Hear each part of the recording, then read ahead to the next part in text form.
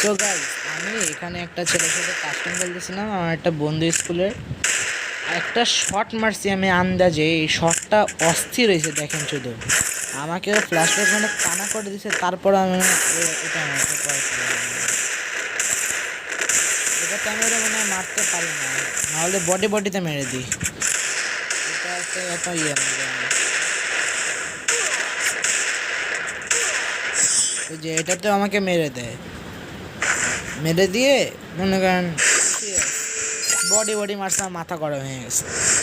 এখন মনে করেন আমি এই ইসের উপর উঠে ফ্লাশ ফ্লাশ মারবে আমারে, তারপর শটটা দেখেন ভাই, অস্থির একটা শট। এই যে ফ্লাশটা মারলো, কিরে আল্লাহ, এটাতে দেখা যায় না গাইস, সো স্যাড, এটাতে দেখা যায় না। তখন কী করবো, কিন্তু শটটা তো নর্মাল, এটা লাইক